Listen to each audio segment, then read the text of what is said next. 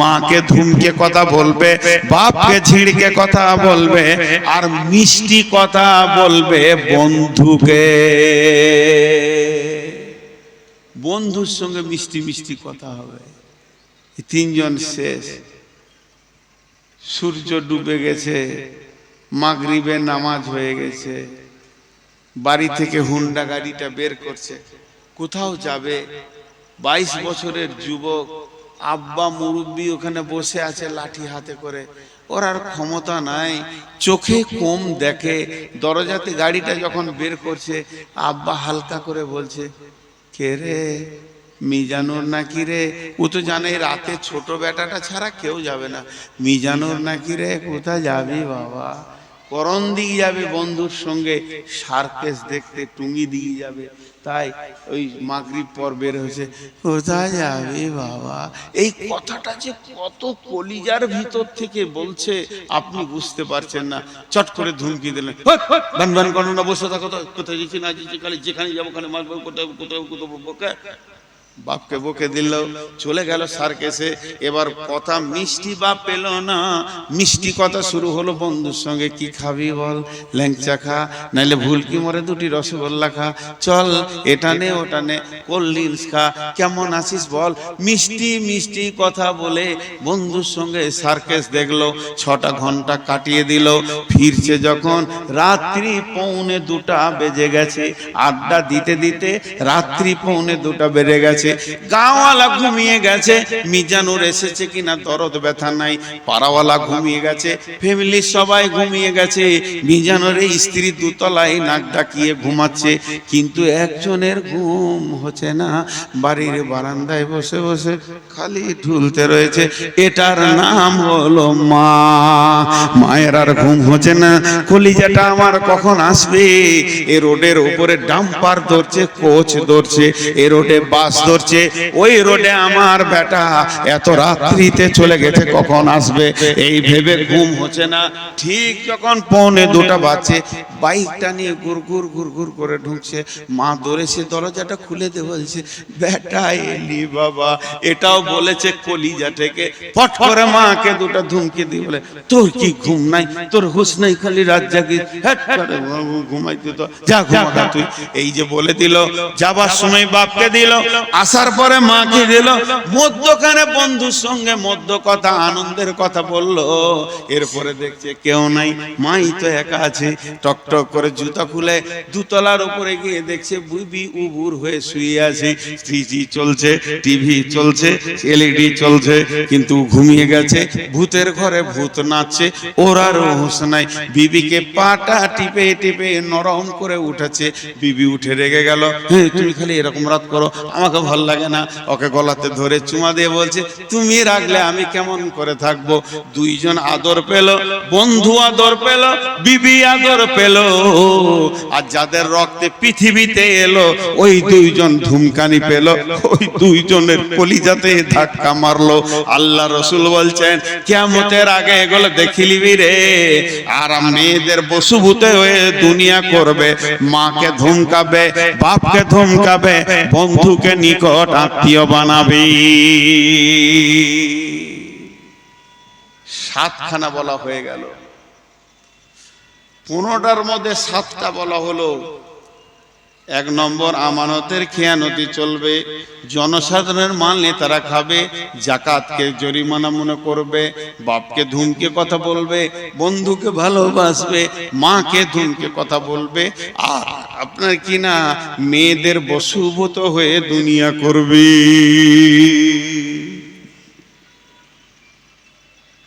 সবই তো উঠে চলে গেছিল। কটা আছে জি?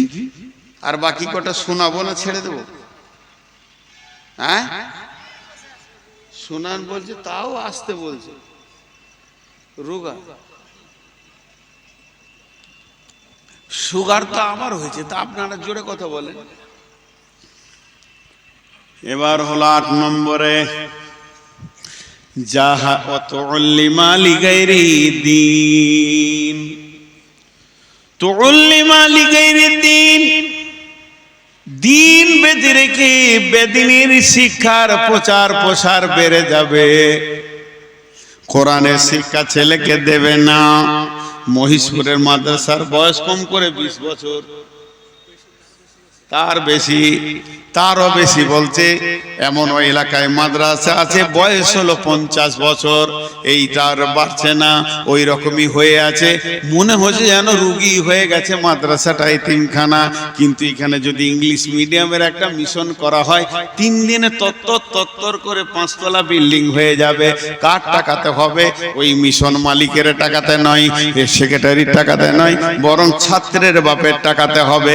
একটা ছেলে 2 নম্বরের জন্য ভর্তি হতে পারেনি, 1,40,000 টাকা ডোনেশন দিয়ে, ঘোষ দিয়ে তারপরে বলছে ভর্তি করে নাও। এইভাবে চাইছে। তার মানে মেন্টাল অবস্থাটা কেমন? বাপ মায়ের মেন্টাল অবস্থাটা হয়ে গেছে। মিশনে পড়াতে হবে, মিশনে পড়াতে হবে, ইংরেজি পড়াতে হবে, ইংরেজি পড়াতে হবে। মিশনে দিলে আমার ছেলে মানুষ হবে, মাদ্রাসায় দিলে মানুষ হবে না। বন্ধু আমার, ডালখোলা স্টেশনে কাঞ্চনটা এসে দাঁড়িয়েছে, কামরূপ এক্সপ্রেস দাঁড়িয়েছে। একবার আপনি ডালখোলায় চলে যান। এটা কি এসি 3 টায়ার, এটা এসি 2 টায়ার। এসি 3 টায়ারে কলকাতা ভাড়া হলো আপনার 500-700 টাকা, এসি 2 টায়ারে ভাড়া হলো 1200 টাকা, স্পেশাল কোচ 1700 টাকা। এরপর হলো স্লিপার আপনার 250 থেকে 300 টাকা। একটা বগি আছে, 2টি বগি সামনে আর 2টি পেছনে আছে, যার নাম হলো জেনারেল। জেনারেল জেনারেল এটা ইংরেজি ভাষা, এর বাংলা হচ্ছে সাধারণ। সাধারণ ওটা কোনো ক্লাস নাই, সেকেন্ড ক্লাস ফার্স্ট ক্লাস নাই, ওটা কোনো স্লিপার নাই। এই জেনারেল বগিটা যদি একবার দেখেন তো মনে হবে গরু ছাগল ভেড়া ঢুকে আছে। এই জেনারেল। তাহলে পৃথিবীতে যত শিক্ষা আছে, মাদ্রাসা শিক্ষা আর মক্তবের শিক্ষা আর জামিয়ার শিক্ষা, মদিনা ভার্সিটির শিক্ষা, এই কোরআনের শিক্ষা, এটা জেনারেল নয়, এটা অসাধারণ শিক্ষা। আর যত প্রাইমারি, হাই স্কুল, কলেজ এবং ইউনিভার্সিটির শিক্ষা, এই শিক্ষাটার নাম হলো জেনারেল শিক্ষা। তার মানে সাধারণ শিক্ষা।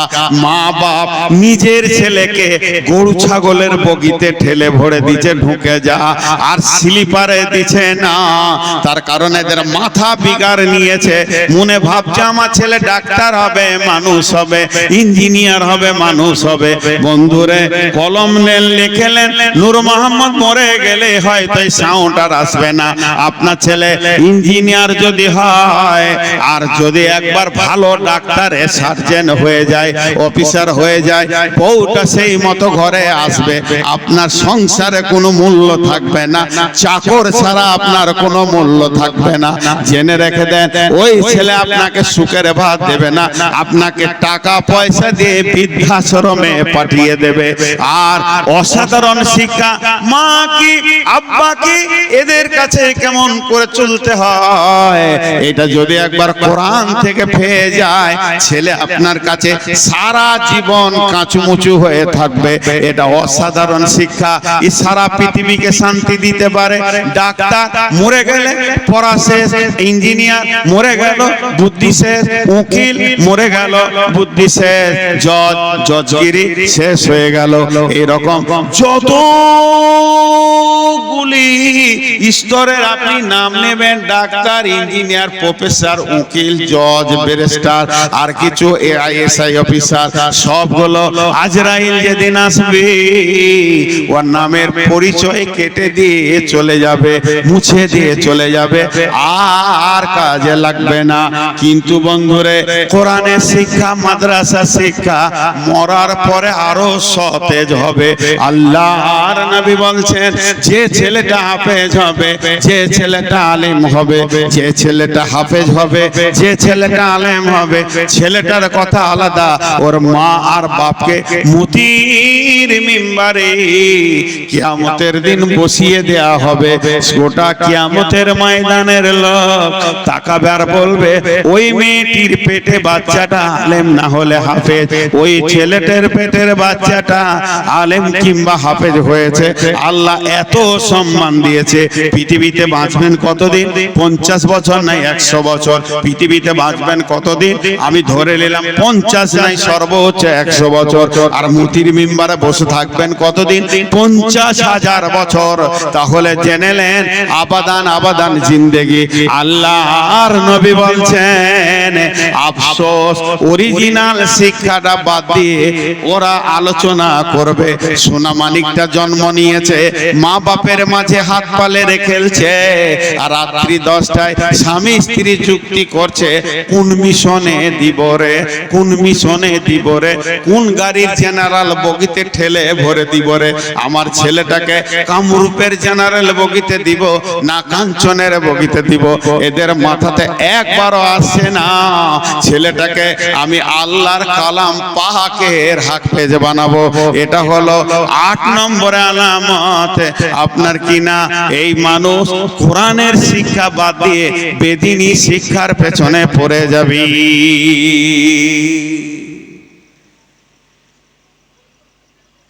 পৃথিবীতে একটা লোকের নাম বলছি, আপনারা চিনেন কিনা?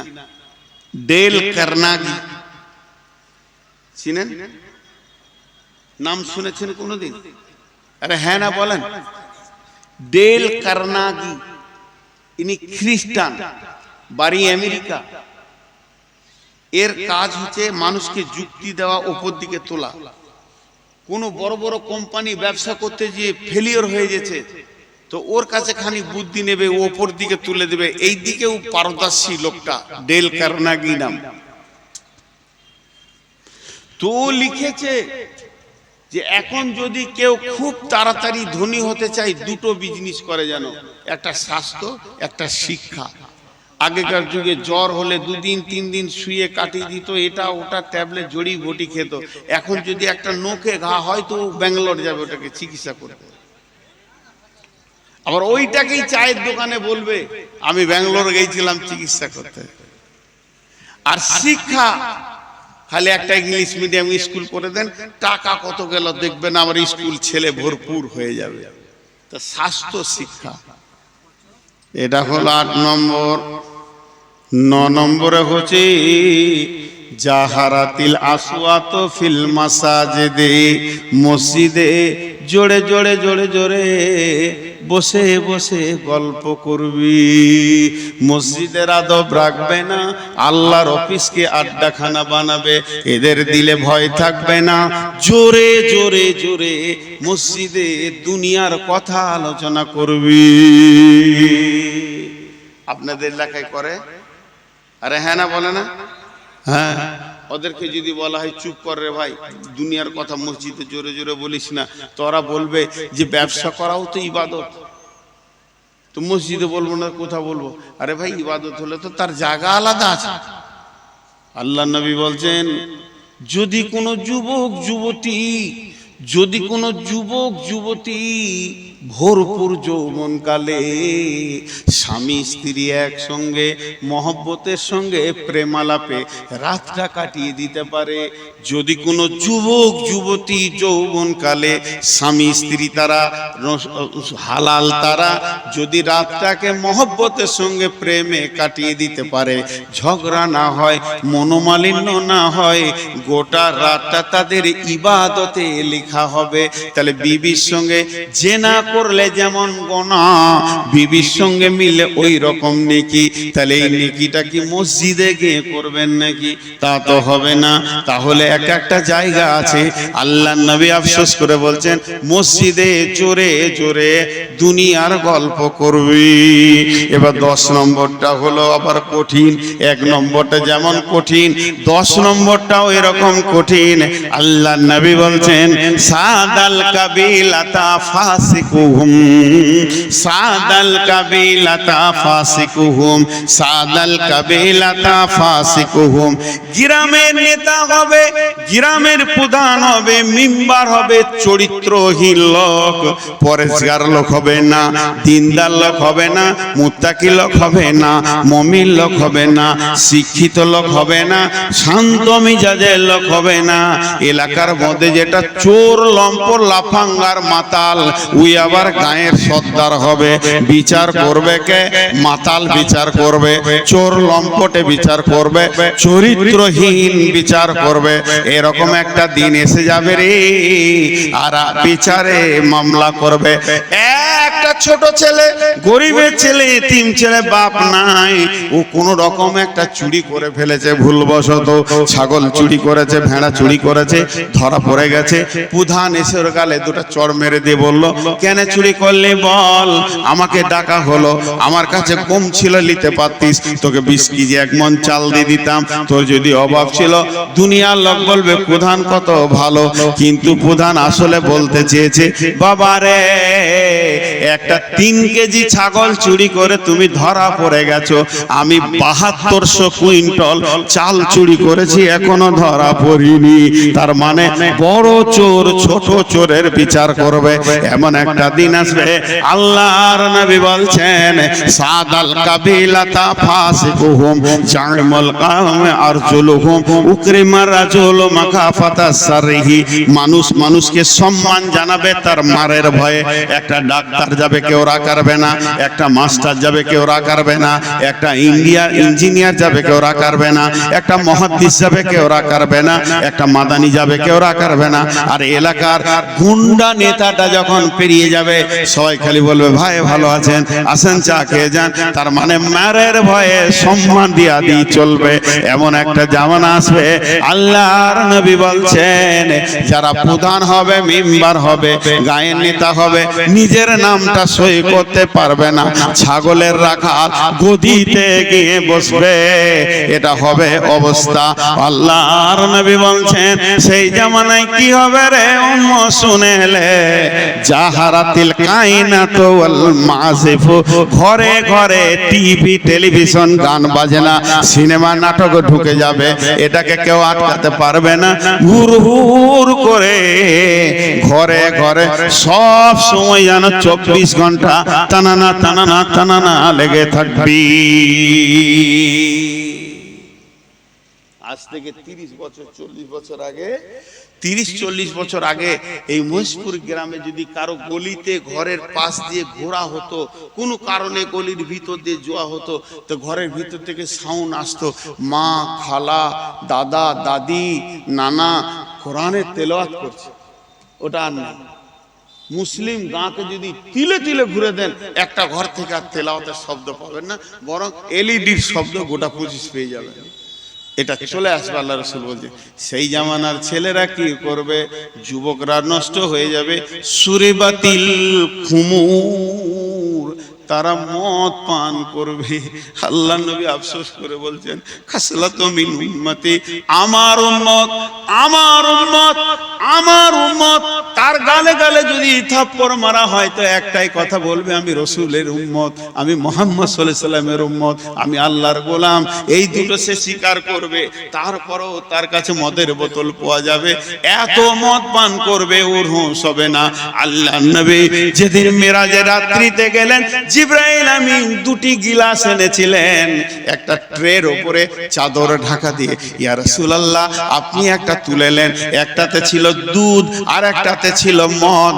আল্লাহ নবী দুধের গিলাসটা তুলে নিলেন, আর জিবরাইল আমিন বললেন, ইয়া রাসূলুল্লাহ, আপনার উম্মত বেঁচে গেল, বেঁচে গেল, বেঁচে গেল। আপনি যদি মদের বোতল তুলে নিতেন, পশ্চিম দিকে সূর্য ওঠা পর্যন্ত ওদের হুঁশ খুলতো না, আমার উম্মত মদের ঘরে পড়ে থাকতো। আল্লাহ নবী বলছেন, লা তাসরিবান্নাল খামরা ফাইন্না উরাসুন কুল্লি ফাইসাতিন মাজরে। জীবনে মদ পান করিস না রে বাবা, মদ এত নোংরা জিনিস, সমস্ত নোংরা কাজের মাথা। আর একটা হাদিস আছে, লা তাসরিবান্নাল খামরা ফাইন্নাহু মিফতাহুন নার। মদ রে, খবরদার তুমি মদ পান করো না। যার হাতে মদের বোতল এলো, তার কাছে জাহান্নামের চাবি এসে গেল। যে মদ খেয়ে নিল সে যেন আগুনে ঢুকে গেল। খবরদার মদ পান করিও না। যার নবী এটা বলেছে, যার নবী এটা বলেছে, যার নবী এটা বলেছে, ওই লোকটাই মদ খেয়ে সন্ধ্যার সময় ঘর ঢুকবে। আল্লাহর নবী বলছে আমার উম্মত মাতাল হয়ে যাবে। ওয়াসুরিবাতুল খুমুর লিবাসুল হারির, তারা রেশমের পোশাক পরবে, রেশমের পোশাক পরবে, যেটা পুরুষের জন্য হারাম করা হয়েছে। 14টা হয়ে গেল। 1 নম্বরে হলো আপনার কিনা জনসাধারণের মাল নেতারা খাবে। 2 নম্বরে আমানতের খেয়ানতি চলবে। 3 নম্বরে যাকাতকে জরিমানা মনে করবে। 4 নম্বরে দ্বীনি শিক্ষা বাদ দিয়ে বেদিনী শিক্ষা চলবে। 5 নম্বরে মেয়েদের পেছনে পুরুষেরা ঘুরে বেড়াবে। 6 নম্বরে আব্বাকে ধুমকিয়ে কথা বলবে। 7 নম্বরে বন্ধুকে ভালোবাসবে। 8 নম্বরে করবে কি মাকে ধুমকে কথা বলবে। 9 নম্বরে মসজিদে জোরে জোরে কথা বলবে। 10 নম্বরে চরিত্রহীন গায়ের নেতা হবে। 11 নম্বরে নিরক্ষর বদমাশ বেঈমানেরা নেতৃত্বের গদিতে বসবে। 12 নম্বরে মানুষ মানুষকে ভয় করবে, সালাম দিবে তার মায়ের ভয়ে। আর 13 নম্বরে মদ পান করবে। 14 নম্বরে রেশমের পোশাক পরবে। আর 15 নম্বরটা শুনতে গেলে কলিজাতে লাগবে। আপনাদেরকে একটা ছোট করে কথা জিজ্ঞেস করছি, ছোট্ট করে, বেশি লম্বা করে জিজ্ঞেস করব না। আগেকার যুগের লোকেরা তাদের বুদ্ধি কম ছিল, মোটা বুদ্ধি, সাদা সিধে মানুষ ছিল, হুঁশ টুস কম ছিল। আর এখনকার যুগের মানুষের হাতে হাতে কম্পিউটার চলে এসছে, এরা হলো সব থেকে বুদ্ধিমান। ঠিক না ভুল? কথা বলে না। আমি যে কথাটা জিজ্ঞেস করলাম, একবার যদি আপনি সমর্থন করেন, আপনার কি বংশমর্যাদা কমে যাবে? একবার বলেন না ভাই। আগেকার লোকেরা সাদা সিধে ছিল, বুদ্ধি কম ছিল, হুঁশটুস কম ছিল, সাদা সিধে জিন্দিগি করেছে। আর এখনকার লোকেরা হচ্ছে চালাক, এদের হাতে কম্পিউটার এসে মূর্খ থেকে মূর্খ বুদ্ধিমান হয়ে গেছে। ঠিক না ভুল? এইটাই আফসোস করেছে আল্লাহ রাসূল, এইটাই আফসোস করেছে। এখনকার যুগে যত চোর, লাফাঙ্গা, লম্পট, এরা বলবে আমরা ভালো বুদ্ধিমান, ওরা কম বুদ্ধি। আসলে পৃথিবীতে মানুষ শুরু হয়েছে হযরত আদমকে দিয়ে, আর প্রথম সিলসিলা সবগুলো নবী ছিল। তাহলে ওদের বুদ্ধি কম ছিল? তাহলে ওদের বুদ্ধি কম ছিল? নবীগুলো তো প্রথমে এসেছে। আর এখনকার চোর, লম্পট, লাফাঙ্গার কটা বেঁচে আছে, ডাকাত কটা, এরা বলছে আমরা চালাক। আল্লাহ নবী এটা বলেছেন, লানা হাযিহিল উম্মাতু আউয়ালুহা, লানা হাযিহিল উম্মাতু আউয়ালুহা। আমার এই শেষ উম্মতগুলো আগেকার উম্মতদেরকে লানত করবে। তাদের বুদ্ধি ছিল না, কম বুদ্ধি ছিল। হালাকে তাদের বুদ্ধি বেশি ছিল। পৃথিবীর মুখে তারা মুতে দিয়েছে, পৃথিবীর চোপালে লাত মেরে দিয়েছে, পৃথিবীকে তারা সাজায়নি, আল্লাহকে রাজি রেখেছে। তাদের কত বুদ্ধি ছিল, আসল কাজটা তারা করে রেখেছে। আমরা পৃথিবীকে আঁকড়ে ধরেছি, আল্লাহকে ছেড়ে দিয়েছি, রসুলকে ছেড়ে দিয়েছি। এটাই হচ্ছে পার্থক্য। বিশ্বনবী বলছেন, যখন এই 15টা জিনিস দেখবে, তখন জেনে নাও কয়েকটা জিনিস পৃথিবীতে দেখতে পাবে। ঘন ঘন ভূমিকম্প হবে, বন্যা হবে, মহামারী হবে, আর ঘন ঘন ভূমিধস হবে, ঘূর্ণিঝড় আসবে, লাল ঝড় উঠবে। জেনে নাও কিয়ামত কাছিয়ে গেছে, কিয়ামত কাছিয়ে গেছে। যতটি লোক বসে আছেন, একজন উঠবেন না। আমি ঘড়ি দেখছি, পুরো 12টা বাজছে, 1টা বাজছে, একজনও উঠবেন না। আপনাদেরকে আমি বেশি সময়, একটা আছে নাকি টেবিলটা? একটা আছে। আমি আপনাদেরকে বলি, আগে মা বোনদেরকে বলিলি 1 মিনিট। মা বোন, আজকে আমার বক্তব্যের বিষয় ছিল কিয়ামতের আলামত। শেষ করেছি, আমি দোয়া দিব, তারপরে উঠবেন। আমি আজকে যতগুলো মেয়ে এখানে আছেন প্যান্ডেলের ভিতরে, এক মিনিটের জন্য আমাকে আপনারা দুটো সম্পর্কে মনে করলেন, হয় আমি আপনাদের বেটা আর না হয় আপনারা আমার বেটি। যেটি ছেলে মানুষ আছেন আমার বেটি, আমি আপনাদের আব্বা হিসেবে বলছি বেটি 100টা টাকা 500টা টাকা একটা 10 টাকা দাও, আমি তোমার কাছে চাইছি। আর যেগুলো আমার মা আছেন, আমি এতিম, আমার 5 বছরে, এখন তার এতিম নয়, 5 বছরে মা মারা গেছে, আপনারাই আমার মা আপনার কাছে আমি একটা 100 টাকা 10 টাকা 20 টাকা 50 টাকা চাইছি, আমার তরফ থেকে আরেকবার চাদর যাচ্ছে, আপনারা প্রাণ খুলে দেন। আমার সামনে যারা আছেন তাদের কাছে আমি টাইম নিলাম 5 মিনিট। 5 মিনিট আমি পার করব না। 5 মিনিট যদি আমি পার করি তো আপনারা আমাকে বলবেন আপনার ওয়াদা ঠিক নাই।